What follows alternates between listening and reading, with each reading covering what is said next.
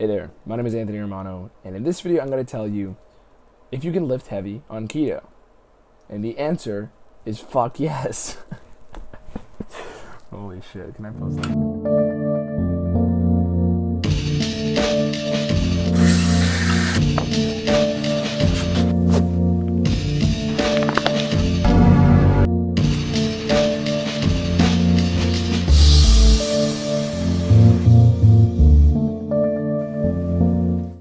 So, yeah, you can lift heavy on keto. And I've made plenty of other things on this topic, but I want to double down more on my strength training knowledge because even though I've been doing keto for 8 years, I've been doing bodybuilding training for probably a little bit over 10. And this is also why part of my online coaching deals very heavily with tailoring people's bodybuilding plans. So, when we're getting into keto bulking, right? Keto gains, as everybody likes to call it. Essentially, people are afraid of lifting heavy. And for good reason, because when people tend to start a ketogenic plan, their body is formerly used to a carb metabolism. So obviously they're not going to feel good when they don't have carbs, right? It's like your body is adaptable and it doesn't care what fuel it runs on. It simply wants to know which one.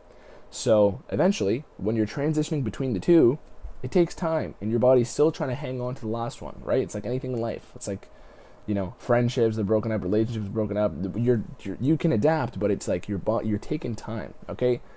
New jobs, all these other things. This is what your body's doing metabolically. And when we're talking about lifting heavy, people are often reliant on the glycolytic activities, which imply that they need glucose, they need glycogen, okay? These are glycolytic activities, and people are afraid of this. And here's the good news, okay? You can do these on keto. You simply have to get adapted. That's the short answer. But why does getting adapted make the difference? Well, you're going to be able to produce more glycogen from glycerol and extra protein that you eat. So basically, extra food that you're eating is turning into extra carbs. You're just not eating those carbs. Your body is slowly dripping those carbs into your muscles as a result of extra food, right? So you get the carbs, you don't have to eat them, you don't have to get these blood sugar spikes, and your appetite's more regulated, all these other things, okay? And it's not coming from broken down muscle. This isn't that people are afraid of.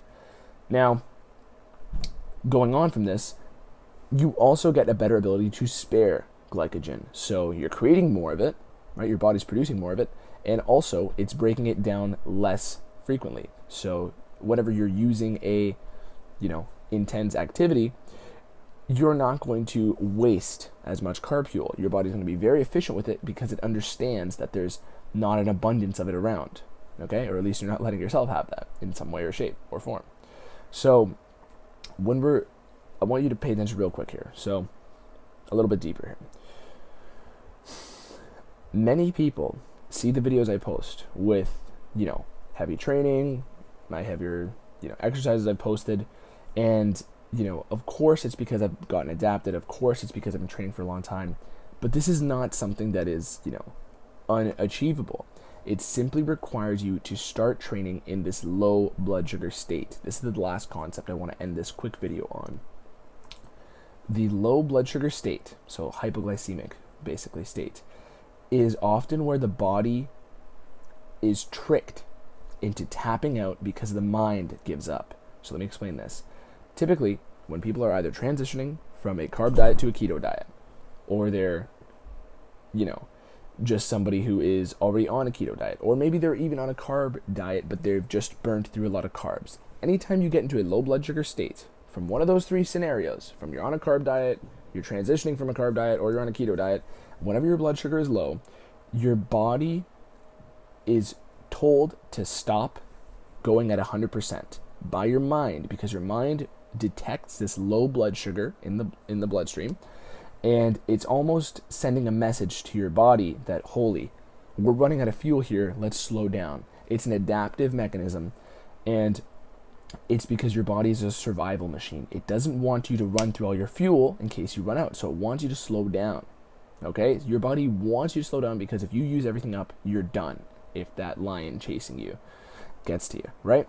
So essentially, it wants to give you a steadier stream and just lower the rate of fuel utilization.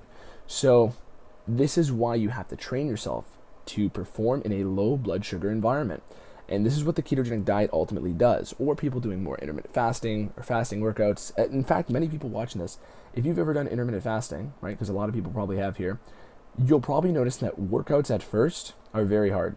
And then afterwards, it's no problem. Like, you don't mind working no fasted. It's just that at first, you're like, holy, I'm not used to training without eating something. But after a while, you get used to it, after a couple weeks. It's like a muscle almost. This muscle, the fasting muscle, the keto muscle, right, mentally training, or training and the effects mentally, are the exact muscle is your ability to train in a low blood sugar environment. I talked about this many times, but it's because your body is being told to stop working as hard by your mind, which perceives this energy scarcity via looking at low blood glucose.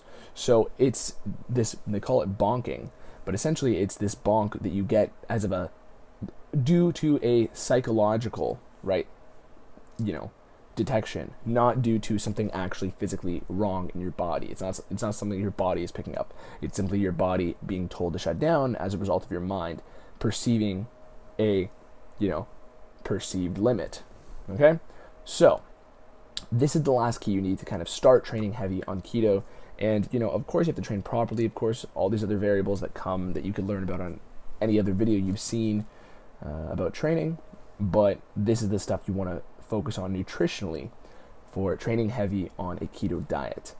If you want some help with this, go to my coaching website, romanoketo.com. And, any other way I can help you, let me know. I'm thinking about doing some group coaching as well soon, so I'll figure that out. And I'm also going to put out some plans, but like pre-made plans, right? But besides that, thank you for watching. My name is Anthony Romano. Peace.